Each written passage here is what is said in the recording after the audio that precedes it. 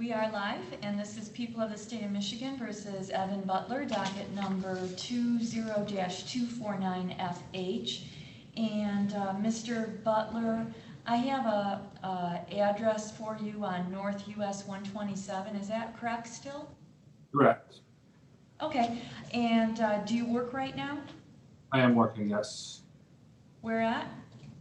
I'm working just down the road at I'm a union employee, or excuse me, a union electrician working on a cheese factory out here in St. John's. Okay, that's sufficient, thank you. And how far did you go in school? I have a bachelor's degree from Michigan State University. Would you raise your right hand, please? Do you solemnly swear or affirm the testimony you're about to give in this matter will be the truth, the whole truth, and nothing but the truth? I do, Your Honor. Thank you. Mr. Butler, you have the right to be represented by an attorney. You are represented by Mr. Spagnolo. And Mr. Spagnolo, I'm told this is a plea to counts 2 and, excuse me, 4. Is that correct? Yes, Your Honor. Will you waive reading of the balance of the information? Yes, Your Honor. Ms. Allen, would you read counts 2 and 4, please?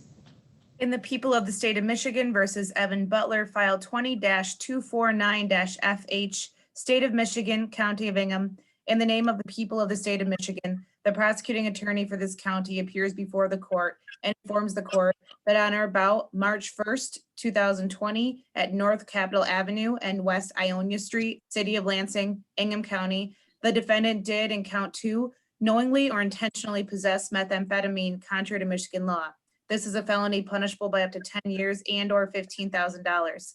Unless sentenced to more than 1 year in prison, the court shall impose license sanctions pursuant to Michigan law. And in count 4, did operate a vehicle upon a highway, Capitol Avenue at or near West Ionia Street, while under the influence of alcoholic liquor and the influence of a combination of alcoholic liquor and a controlled substance contrary to Michigan law.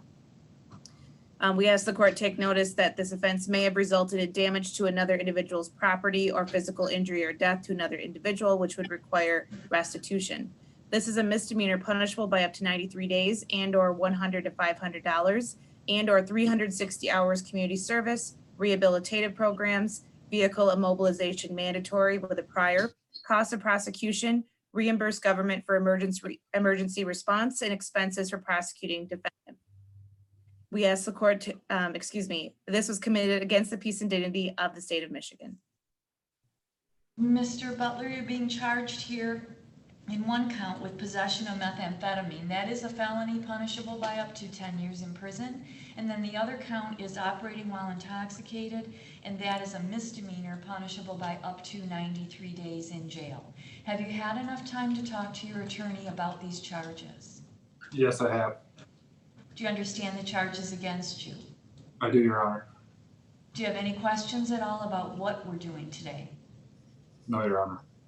How do you want to plead? I plead guilty to both charges. If your plea of guilty is accepted by this court, it means you won't have a trial of any kind, and you'll be giving up the rights that go along with a trial. I'm going to go through those rights with you right now. That means you're giving up the right to a trial by jury, or if you didn't want trial by jury, trial by judge. You're also giving up the right to be presumed innocent until proven guilty, and to have the prosecutor be required to prove your guilt beyond a reasonable doubt. You'll be giving up the right to have the witnesses against you appear at the trial and to be able to cross-examine them, as well as the right to have this court order any witnesses that you may have for your defense to appear at the trial. You'll give up your right to remain silent at the trial and not to have that silence used against you, or alternatively, your right to testify at the trial if you wanted to testify.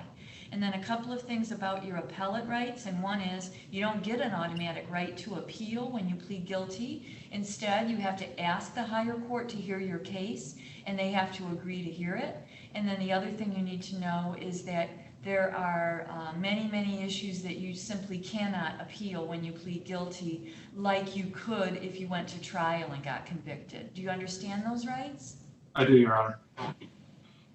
Also, I want you to know that if I accept your plea, you'll be giving up any claim later on that you might make, that the plea was the result of some promise or threat that was not disclosed to me here today. Do you understand that? I do, Your Honor. It also means you will not be able to come back later on and try to claim that it really wasn't your own choice to plead guilty today. Do you understand that? Yes, Your Honor. Ms. Allen, is there a plea agreement? Yes, Your Honor. In exchange for the defendant's plea of guilty to count 2 and count 4 without the second offense notice, the people agree to dismiss the balance of the charges. We also have no objection to the defendant receiving treatment under MCL 333.7411 for count 2 if he is otherwise eligible. We also have no objection to the court imposing inpatient treatment in lieu of jail time if there was a need to be imposed. And Mr. Spagnolo, is that a full and complete statement? Yes, Your Honor. Mr. Butler, is that your understanding of the agreement as well? Yes, Your Honor. Do you agree with it? I do agree with it. Okay.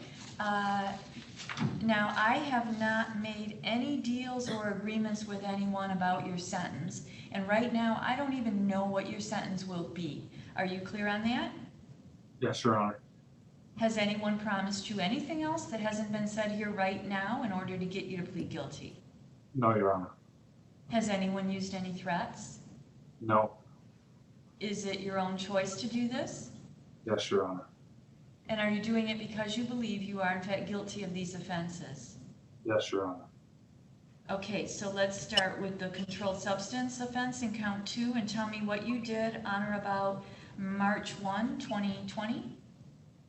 I was in possession of methamphetamine and also consumed it. I'm sorry, and also what? Consumed it. Oh, okay. And did you know you were in possession of this methamphetamine? Yes, Your Honor. And did you know that it was methamphetamine? Yes, Your Honor. Okay, and you must have been stopped by the police while driving, is that correct? Correct, Your Honor. Okay, did you get asked to take a, looks like a breath test maybe on this case? Yes, Your Honor. Do you recall what the result was? No, Your Honor. I was taken to the hospital to do a blood test. Oh, okay.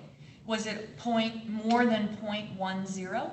It was more, the blood test result was 0.19, I believe, Your Honor.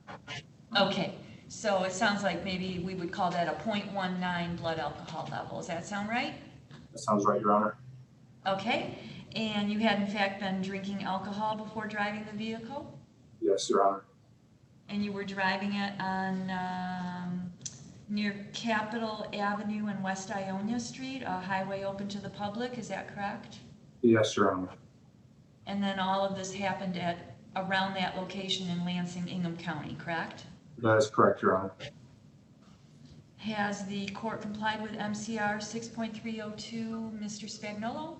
Yes, you have, Your Honor. Ms. Allen? Yes, Your Honor. Are you aware of any promises, threats, or inducements other than those already placed on the record, Mr. Spagnolo? There are none. Ms. Allen? No, Your Honor. The court finds the plea is understandingly and voluntarily made without undue influence, threats, or promises of leniency. It is an accurate plea. It's supported by the testimony.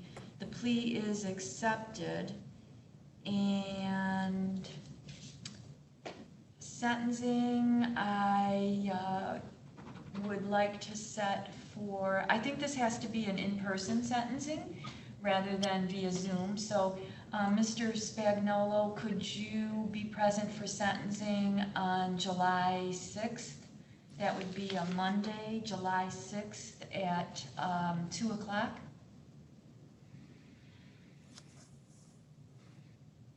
Sound good? Sounds good, Your Honor. Thank you. Okay, then Mr. Butler, you will need to be present in my courtroom on Monday, July 6th at 2 p.m. for sentencing. I see you're writing that down. Yes, Your Honor. Okay, very good. And then between now and then, the probation department will make some form of contact with you. I'm not sure how they're doing it exactly these days, but they need to interview you. It's very important because it's for the report that I'll use for sentencing. Okay, and we will see you then on July 6th at 2 p.m. And your bond is continued. And do you have any questions before we end our hearing? No, I do not, Your Honor. I have none, Okay. Your Honor. Okay, great. Thank you very much, both of you. Thank you. Thank you.